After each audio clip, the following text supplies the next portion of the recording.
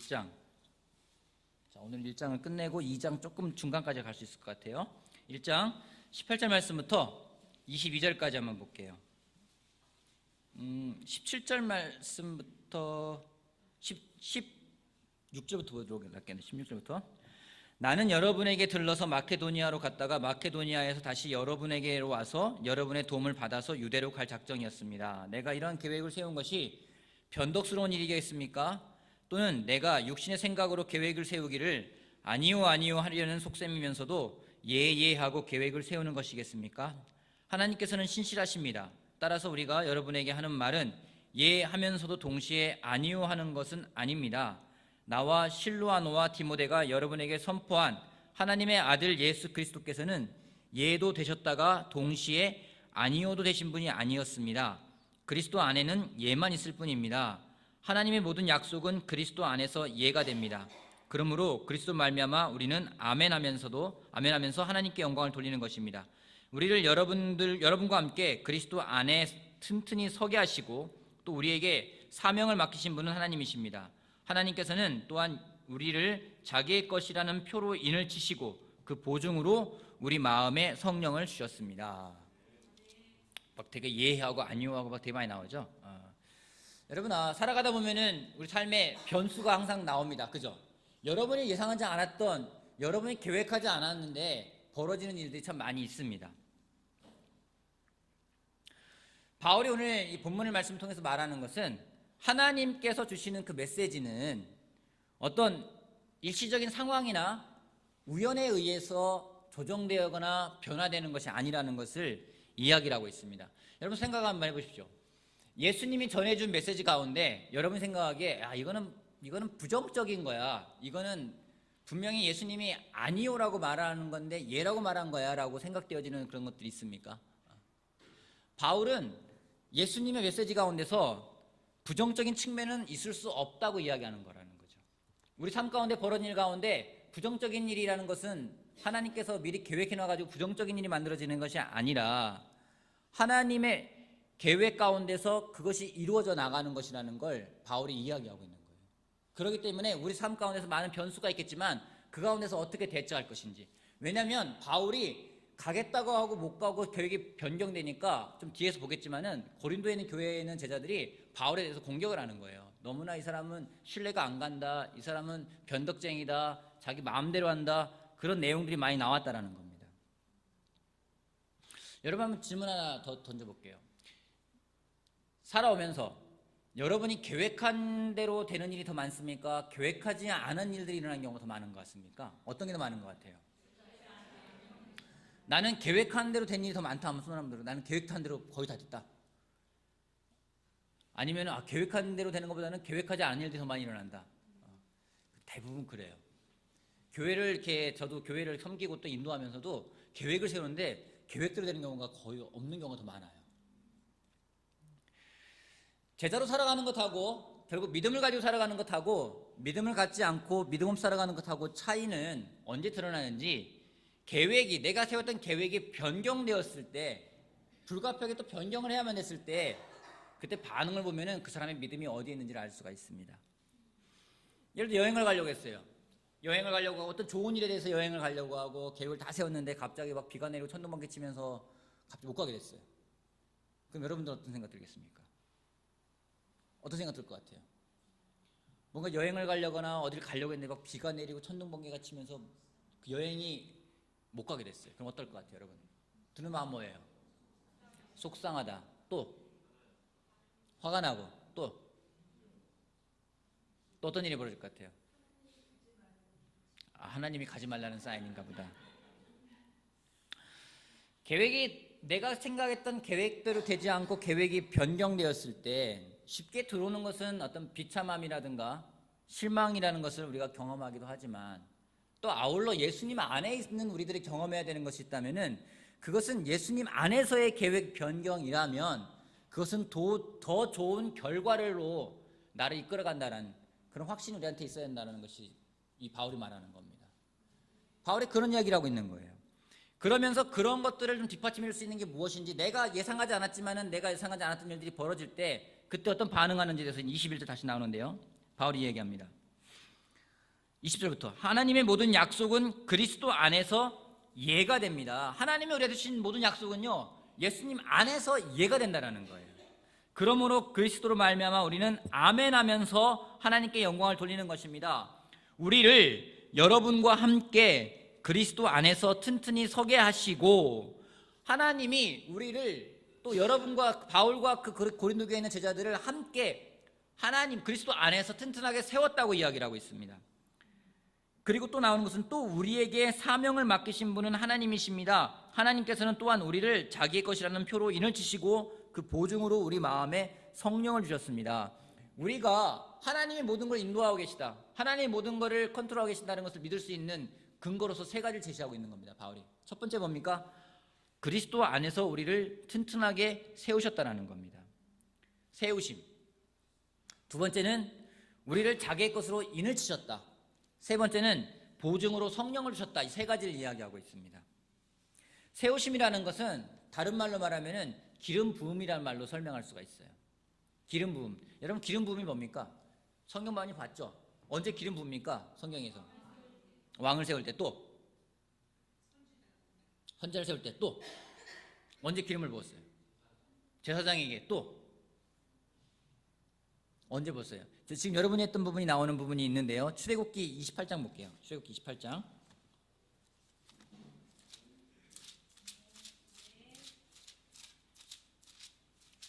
28장 41절.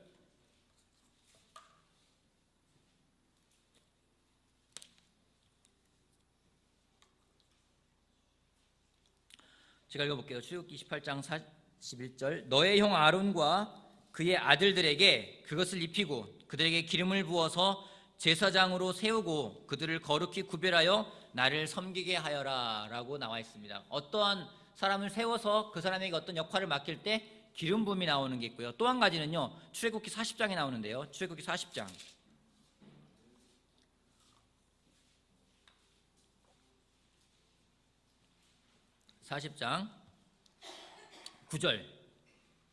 9절 말씀을 같이 한번 읽어볼게요. 40장 9절. 너는, 거기 볼게요. 자, 너는, 자, 40장 9절. 자, 시작.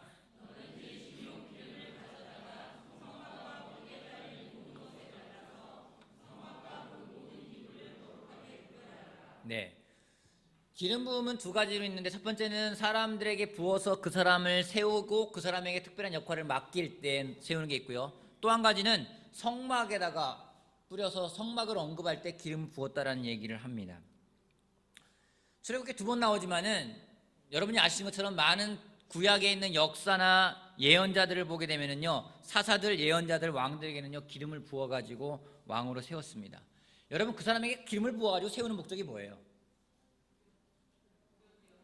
제사장에게 기름을 부어가지고 제사장을 세우는 목적이 뭐예요? 하나님이 누군가를 기름을 부어 세우실 때 목적이 있을 거 아니에요? 왜 세우시는 걸까요? 맞아요. 기름을 부은 목적은 하나님을 섬기기 위해서라는 겁니다. 그렇기 때문에 기름 부음이라는 것은 두 가지의 의미를 가지고 있는데, 첫 번째는 선택되었다라는 겁니다. 내가 성스러움과 밀접한 관계가 있기 때문에 특별한 목적을 위해서 내가 선택되었다라는 것이 첫 번째 기름 부음의 목적이고요. 두 번째는 기름 부음을 받은 물건이나 사람에게는 선택된 역할이 수행될 수 있게끔 요구되어진다는 거죠.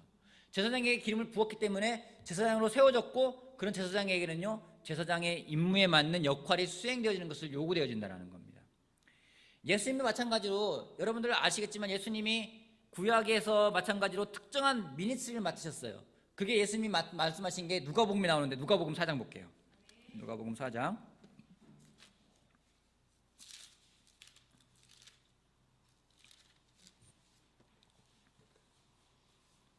18절 말씀 볼게요. 누가복음 4장 18절 19절 말씀까지. 주님의 영이 내게 내리셨다. 주님께서 내게 기름을 부으셔서 가난한 사람에게 기쁜 소식을 전하게 하셨다. 주님께서는 나를 보내셔서 포로된 사람들에게 해방을 선포하고, 눈먼 사람들에게 눈뜸을 선포하고, 억눌린 사람들을 풀어주고, 주님의 은혜의 해를 선포하게 하셨다. 예수님이 이사야서에는 두루마기를 딱 끄집어내신 다음에 그거를 펴 읽으시면서 자기가 오신 목적에 대해 설명하고 있는 부분입니다. 그리스도라는 그 의미, 그리스도라는 그 말이 주는 그 자체가 기름을 부은 자라는 의미가 담겨 있는 겁니다. 물론 구세주라는 말도 있지만 기름을 부어서 누군가를 세운다. 바울이 고린도 교회에다가 여러분과 내가 그리스도 안에서 튼튼하게 세움을 당했습니다, 세워졌습니다라는 얘기는 기름을 부어졌다라는 얘기거든요. 근데 그것은 그 당시에만 끝나는 게 아니라 우리가 오늘날 제자로서 살아간다고 결정을 하고 세례를 받았을 때 우리는 또한 예수님으로부터, 하나님으로부터 세워진 사람들이라는 겁니다. 똑같이, 고린도 교회와 똑같이. 여러분 그런 생각하십니까? 나는 기름 부음 받은 사람이야, 나는 하나님이 나를 세우신 사람이야 라는 생각을 갖고 계십니까? 아니면 어떻게 하다 보니까 내가 지금 여러 군중 가운데 하나에 모여 사는 거지, 이런 마음이 있으십니까? 내가 기름을 부음받아가지고 내가 세워졌다면은 또한 아울러서 나에게 특별하게 부여된 임무가 있다는 겁니다. 그것이 여러분을 기쁘게 합니까? 여러분에게 어떤 자극이 됩니까? 우리가 이런 확신하다는 건 굉장히 중요해요. 하나님이 나를 세우셨고, 이 시대에 나를 세우셨고, 어디 세우셨어요? 여러분의 가정에서 세우셨고요, 여러분의 직장에서 세우셨고요, 여러분이 가는 곳, 여러분이 거하는 곳, 그곳에서 하나님이 여러분을 세우셨어요. 세우셨을 때는 분명한 목적이 있는 거라는 겁니다. 분명한 또한 주어진, 요구되어지는 임무가 있다는 겁니다. 그것에 대해서 기쁘게 받아들이지 않으면, 그것에 대해서 정말 어떤 갈등만 내어진다면은 예수님이, 하나님이 주신 것하고는 정반대되는 생각을 갖게 된다는 겁니다. 아까 말씀드렸죠, 하나님은 그리스도 안에서 모든 게 예라고요. 하나님이 모든 걸 말씀하시는 건 그리스도 안에서 모든 게 예라고요. 그 말씀을 여러분이 묵상하면서 나에게 오늘 주어진 하나님의 임무가 무엇인지를 다시 한번 생각해보고, 과연 그것이 나한테 기쁨이 되는지, 아니면 기쁨이 되지 않는다면 왜 기쁨이 되지 않는지, 분명 그건 기쁨이 되어야 된다는 걸 성경은 이야기하고 있거든요. 아니면 무엇이 문제인지를 다시 한번 우리가 생각해 볼 수 있는 그런 시간을 갖기를 바라겠습니다. 두 번째는요, 도장 찍음입니다. 인친다라는 것. 인친다라는 것은 그리스 말로 그 어원을 표현하면은 건드리지 못하도록 하기 위해서 밀봉한다는 얘기입니다. 우리나라도 그런 문화가 있었죠. 요즘에도 그런 거 있습니까? 밀봉하는 거, 이렇게 도장 찍어가지고 딱 한 다음에 봉인해가지고 못 열어보게 하는 거 있잖아요. 도장을 찍는다는 거 어떤 의미가 있는가요? 여러분에게 하나님이 여러분에게 인쳤대요, 도장을 찍었대요. 어떤 의미가 있는 거예요? 넌 내 거, 그죠? 고대에는 도장을 찍는다라는 것은 동물들에게 도장을 찍었는데요, 동물들에게 도장을 찍으면은요, 그것은 소유권이 또 형성이 돼요. 정체성이 생기는 거예요. 아무 정체성이 없다가 도장을 딱 찍는 순간 이 동물에 대한 정체성이 생기고, 또 아울러서 그 도장을 찍은 사람이 소유자가 누군지 알기 때문에 그 사람이 보호하겠다라는 겁니다. 성경은요, 우리가 인침받은 사람이라는 얘기를 많이 나오고 있어요. 에베소서에 나오고 있고 요한계시에 나오고 있고, 우리가 하나님이 우리 도장을 찍었다라고 이야기를 하고 있어요. 도장 찍은 게 여러분 있으십니까? 어디 찍었어요? 이마에 찍었어요? 엉덩이에 찍었어요? 등에 찍었어요? 어딘지 모르겠지만 찍혀져 있어요. 찍었다는 얘기는 하나님이 널 찍었어. 우리 옛날에 어떻게 찍었어요? 내 거라고 표시할 때로 찍었죠. 뭘로 찍었어요? 침으로 찍었죠. 이렇게 딱 찍었잖아요. 하나님이 이렇게 찍은 게 아니라 하나님이 딱 인침을 받으셨대요. 우리가 인치셔가지고 너는 다른 사람, 넌 특별하게 내가 선택한 사람이야. 정체성이 생긴 거고요. 그렇기 때문에 내가 너를 보호할 거야 라고 이야기하셨다는 거죠. 근데 그걸로 끝나는 것이 아니라 아까 바울이 말했던 것은 성령으로 보증했다는 겁니다. 그냥 우리를 세우시고 어떤 임무를 주신 걸로 끝나는 게 아니라 그거에다가 소유권을 부여하고 보호하겠다고 이야기하신 다음에 그 다음에는 성령으로 보증을 했다는 거예요. 보증이라는 것은 물건을 구입할 당시에 물건을 구입할 때 가격의 일부를 미리 내는 겁니다. 지금도 마찬가지죠. 보증이라는 말 하잖아요. 보증금이라는 말 하잖아요. 내가 물건을 살 때 미리 계약금의 성이 될 수 있고, 근데 놀라운 건요, 우리나라랑 법이 좀 비슷한 것 같아요.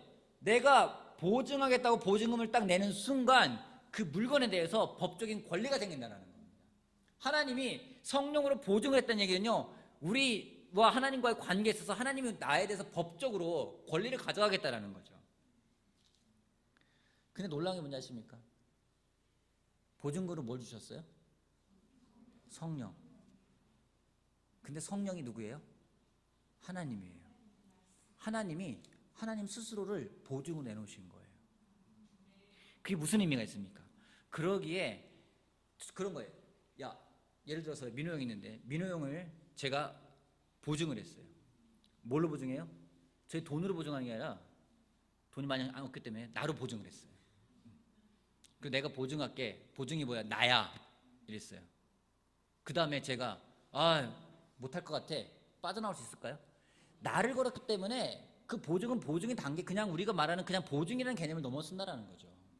하나님이 우리를 그렇게 관리하실 때 그렇게 하신다는 거예요. 택해 세우시고 역할을 부여하시고 도장 딱 찍어가지고 정체성을 부여하고 보호해주고 지켜주면서 또 더불어서 보증까지 해주시는 거예요. 이 사람은 내가 책임지는 사람이야. 그런 관계를 가져가기 때문에 이러한 거에 대한 믿음이 있다면 하나님이 때로는 아니야 라고 말은 같지만은 그게 예수님 안에서는 이런 관계에 대한 확신이 있다면 예라는 말로 우리한테 다가올 수 있다는 겁니다. 이런 걸 마음에 새길 때 만약 이런 걸 새긴다면요, 고린도 교회 사람들이 정말 그런 마음을 하나님이 우리를 세우셨고 하나님이 우리를 인치셨고 하나님이 성령으로 우리를 보증해 주셨어, 그런 마음이 있다면요, 모든 게 결국 하나님 안에서 이루어지는 거구나, 그리스도 안에서 모든 게 정말 이루어지는 거라는 생각이 든다면은 낙담하거나 바울을 비판하지 않았을 겁니다. 근데 고린도 교회 사람들이 바울을 비판을 해요. 바울이 어떤 행동을 하든지 간에 그들은 낙담하지 않을 거예요. 왜요? 약속하신 분이 하나님이기 때문에 하나님의 약속을 어기거나 약속을 변경하는 게 아니라 하나님의 약속은 지켜질 거라는 것을 믿음이 있으면요, 바울이 무슨 행동을 하든 그들은 비난하지 않을 거예요. 바울의 행동에 너무나 포커스한 나머지 고린도 교회 사람들이 정말 중요한 하나님에 대한 그런 섭리와 계획을 잃어버리고 있었던 것을 바울이 다시 한번 상기시키고 있는 겁니다. 내가 그냥 예했다가 아니오는 사람이 아니라 그 가운데 있는 하나님의 뜻이 무엇인지를 발견하길 바라는 마음으로 바울이 이야기하고 있는 겁니다. 여러분, 우리도 실수할 수 있어요. 우리 지내다 실수할 수 있습니다. 때로는 계획을 넘어지기도 합니다. 그러면서 하나님의 계획이 우리 죄로 인해서 변경되어 수 있어요. 그렇다고 하나님의 계획이 없어지는 게 아닙니다. 하나님이 놀라운 은혜라는 것은 그 가운데 하나님이 또 새로운 계획을 세우시고 또 우리를 새로운 길로 인도하시면서 결국 우리를 인도하기로 했던 그 길로 인도하신다는 거죠. 우리가 그걸 믿고 간다라면 죄로부터 회개도 빠를 것이고 또 더불어서 어떤 상황이 벌어졌을 때 그것에 흔들리는 것이 아니라 그 당시에 마음을 지키면서 갈 수 있는 우리가 될 거라고 저는 확신합니다. 그러기에 우리가 넓은 시각으로 하나님을 바라보는 건 굉장히 중요한 부분입니다. 그래서 바울이 계속 이야기합니다. 고린도후서 다시 1장 돌아갈게요.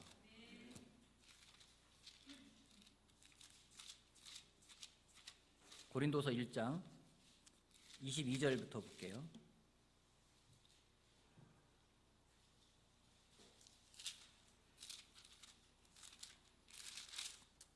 내 목숨을 걸고서 나는 하나님을 증인으로 모시렵니다. 내가 아직 고린도에 가지 않은 것은 여러분을 아끼기 때문입니다. 여러분은 여러분의 믿음을 지배하라는 것, 우리는 여러분의 믿음을 지배하라는 것이 아닙니다. 우리는 여러분이 기쁨을 누리게 하려고 함께 일하는 일꾼일 따름입니다. 여러분은 이미 믿음에 튼튼히 서 있습니다. 참 재밌는 게 고린도 제자들은 바울이 방문한 계획을 연기한 걸 보고서는 그가 변덕스럽다고 이야기를 하는데 바울은 반대로 얘기해요. 내가 가지 않은 이유가 있다고요. 내가 갔을 때 여러분들을 징계할 것 같았는데 그러지 않기 위해서 안 간 거라고 이야기를 하고 있는 겁니다. 그 가운데 하나님 뜻이 어떤 건지에 대해서 바울이 계속 이야기하는데요. 2장 볼게요. 2장 1절부터 11절까지. 여러분에게 또 다시 아픔을 주지 않아야 했기에 나는 여러분에게 가지 않기로 결심하였습니다. 내가 여러분을 마음 아프게 하더라도 나를 기쁘게 해줄 사람은 내가 마음 아프게 하는 그 사람밖에 누가 있겠습니까? 내가 이런 편지를 쓴 것은 내가 거기에 갔을 때 나를 기쁘게 해야 할 바로 그 사람들에게서 내 마음 아픈 일을 당하는 일이 없도록 하려는 것이었습니다. 나의 기쁨이 여러분 모두의 기쁨임을 여러분 모두를 두고 나는 확신하였습니다. 나는 몹시 괴로워하며 걱정하는 마음으로 많은 눈물을 흘리면서 여러분에게 그 편지를 썼습니다. 그러나 그것은 여러분을 마음 아프게 하려고 한 것이 아니라 여러분을 내가 얼마나 극진히 사랑하고 있는지를 알려주려고 한 것이었습니다. 누가 마음을 아프게 했다면 실은 나를 마음 아프게 한 것이 아니라 과장하지 않고 말해 어느 정도는 여러분 모두를 마음 아프게 한 것이라 하겠습니다. 여러분 대다수는 그러한 사람에게 이미 충분한 벌을 내렸습니다. 그러니 여러분은 도리어 그를 용서해주고 위로해 주어야 합니다. 그 사람이 지나친 슬픔에 짓눌리는 일이 없도록 해야 합니다. 그러므로 나는 여러분이 그에게 사랑을 나타내어 보이기를 권합니다. 내가 그 편지를 쓴 것은 여러분이 모든 일에 순종하는지를 시험하여 보려는 것이었습니다. 여러분이 누구에게 무엇을 용서해주면 나도 용서해줍니다. 내가 용서한 경우가 있다면 그것은 그리스도 앞에서 여러분을 위하여 용서한 것입니다. 그렇게 하여 우리가 사탄에게 속아 넘어가지 않으려 하였습니다. 우리는 사탄의 속셈을 모르는 것이 아닙니다. 바울이 많은 이야기를 하고 있어요. 내가 여러분들에게 마음의 아픔을 주지 않으려고 하지 않았다. 또 하나는 여러분들이 정말로 어떤 사람에 대해 징벌한 게 있는데 그 사람에 대해서 용서하는 부분에 대해서 이야기를 하고 있습니다. 학자들이 과연 어떤 내용에 대한 징계를 했던 사람일까, 어떻게 회개하기를 바랐던 사람일까 대해서 보고 있는 가장 대표적인 견해는 고린도전서 5장에 나오는 내용입니다. 5장 잠깐 넘어가 볼게요. 고린도전서 5장 4절 말씀부터 볼게요. 우리 주 예수의 이름으로 여러분이 모여있을 때 나의 영이 우리 주 예수의 권능과 더불어 여러분과 함께 있으니 여러분은 그러한 자를 당장 사탄에게 넘겨주어서 그 육체는 망하게 하고 그의 영은 주님의 날에 구원을 얻게 해야 할 것입니다. 이게 뭐냐면 계모와 음행하고 있는 거예요. 자기 새엄마와 음행하고 있는 사람에 대해서 어떤 고린도 교회가 그런 거에 대해서 그냥 수수방관하고 있으니까 바울이 굉장히 강하게 이야기를 하고 있는 겁니다. 그런 사람에 대해서는 교제를 단절시키라고 이야기하고 있어요. 여러분, 교회에서 7일을 합니다. 교회 분열을 일삼는 행동을 한다거나 죄로부터 회개하지 않는 사람에 대해서는 교회에서 그 사람에 대해서 7일을 합니다. 가장 마음 아픈 7일하면은 그 사람을 교제로부터 끊어내는 거예요. 영어로는 디스펠로십이라고 합니다. 펠로십으로부터 잘라버리는 거예요. 그 사람 더 이상 우리의 관계로부터 잘라내고 그 사람과 교제를 하지 않는 겁니다. 이유가 뭘까요? 물들지 말라고. 그 사람을 세상에 내어주는 이유가 무엇인지, 교제를 단절시키는 이유가 무엇인지, 세상으로 돌아간 결과가 어떤 것인지를 그 사람이 깨닫길 바라는 거죠. 여러분, 양다리 걸치고 있으면요, 회개라는 건 이루어지지가 않습니다. 교회 내에서 어떤 분열을 일삼는 행동을 하거나 교회 내에서 어떤 분명하게 치리가 들어가는데도 불구하고 거기에 순종하지 않는다면 그 사람은 교제로부터 잘라내게 돼 있습니다. 때로는 그래요. 너무 매정한 거 아니냐, 어떻게 은혜라는 게 없냐라고 이야기할 때가 있습니다. 여러분, 죄에 대해서는 엄격해야 됩니다. 잘라내는 이유, 교제로 단절시키는 이유가 무엇인지 정신을 차리고 회개시키려는 과정이라는 거죠. 그렇기 때문에 바울이 그 얘기를 하고 있는 거예요. 누군가를 이렇게 디스펠로 시킬 때 여러분들 마음 얼마나 아팠는지, 내 마음은 너무나 아팠다는 얘기예요. 그 이야기는 뭔지, 분노가 아니라 사랑으로 행해져야 되는 것이 바로 그런 행동이라는 겁니다. 죄에 대해 엄격하다면요, 그 다음에 우리가 생각할 수 있는 건 뭐냐면 용서에 대해서도 굉장히 중요하게 생각한다는 거죠. 저 아이가 어떤 죄를 했잖아요. 거기에 제가 엄격하게 생각한다면요, 그 아이를 용서하는 것도 저는 굉장히 중요하게 생각을 해요. 근데 그게 뭐 그런가 보지라고 넘어가면은요, 그 사람에 대한 용서라는 개념도 희박해지게 돼 있는 겁니다. 교회는 죄에 대해 엄격한 기준을 유지해야만 합니다. 또한 아울러서 예수님이 보여준 용서와 자비의 정신도 또한 있어야 합니다. 이 두 개가 밸런스를 맞춰가는 것이 건강한 교회라는 겁니다. 근데 때로는 우리가 무디게 행동할 때가 있어요. 오늘 굉장히 좋은 글을 하나, 문구를 하나 봤는데요. 서양 속담이라고 합니다. 악마는 디테일에 있다. 그런 말 아십니까? 악마는 디테일에 있다. 여러분, 유혹이 힘듭니까? 협박이 힘듭니까? 어느 게 더 힘이 센가요? 유혹이 힘이 센가요? 협박이 힘이 더 센 것 같아요. 유혹이 더 힘이 세요.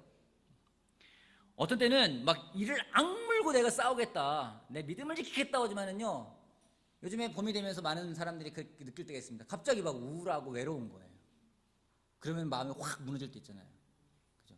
사탄이 죄를 보여주면서 협박한 게 아니라 그런 어떤 감정적인 것들을 막 건드기 시작할 때는 오히려 더 감당이 안 되는 경우가 많이 있습니다. 우리가 알고 있는 이솝우화가 있지 않습니까? 강한 바람이 나그네 외투를 벗겼나요? 따뜻한 햇볕이 나그네 외투를 벗겼나요?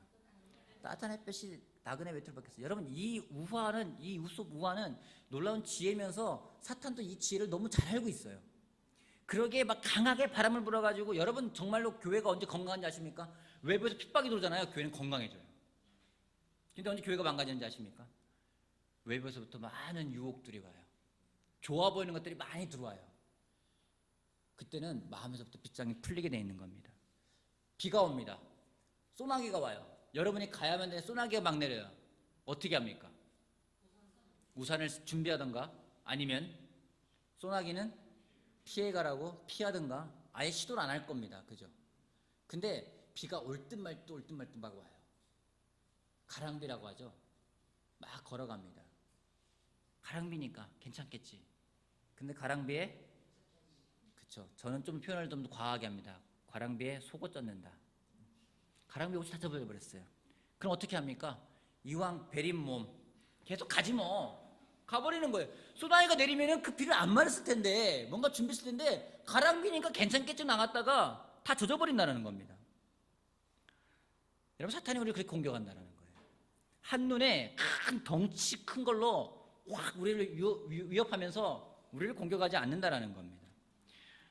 그게 아니라 아주 작지만 우습게 볼 수 있는 아주 말초적인 것 그 하나하나를 가지고 우리를 공격한다는 겁니다. 우리를 죄에 빠뜨리는 수단과 방법이 그런 부분들이 더 많아요. 대놓고 해로운 것을 보여주면서 그것을 하라고 하진 않습니다. 괜찮아라는 말로써, 그 정도는 괜찮아라는 말로써 우리들 사이에 들어오는 거죠. 그러게 악마는 디테일 속에 숨어 있대요. 자그마한 것에 숨어 있다는 겁니다. 가정이 망가지는 것, 관계가 망가지는 것, 교회가 망가지는 것, 그런 가랑비들을 그냥 내비둘 때 그것이 많은 관계들을 파괴시키는 걸 우리가 볼 수가 있습니다. 바울이 그렇게 경고하고 있어요. 바울이 고린도전서는 굉장히 강하게 이야기를 했습니다. 또한 디모데한테도 굉장히 강하게 이야기를 했습니다. 그런 부분에서 교회가 어떤 기준을 가져가야 될지, 또 아울러서 고린도서에서는 그런 사람들의 그런 강한 기준이 있었고, 아마도 그 사람이 회개했다는 생각이 들어요.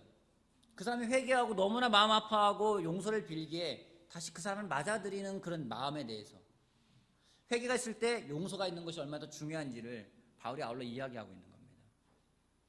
여러분 살면서 어떤 일들이 벌어지고 있습니까? 혹시 자그마하다고 내버려 두고 있는 것은 없습니까? 가랑비 같아가지고 그냥 젖어가면서 괜찮을 거야라고 생각하는 게 없습니까? 그냥 내버려두다 보면은요, 어느덧 우리 몸이 다 젖어버릴 거예요. 그때는 우리가 더 이상 비를 피할 생각도 안 할 것이고 그냥 자기 자신을 포기해버릴 겁니다. 그게 아니라 다시 한번 기준을 세우는 것은 필요하다는 생각을 하게 됩니다. 아울러 더불어서 진정한 회개가 뭔지도 또한 같이 생각을 해봐야 됩니다. 또한 그와 더불어서 용서가 무엇인지도 다시 한번 생각해보는 우리들이 되기를 바라겠습니다.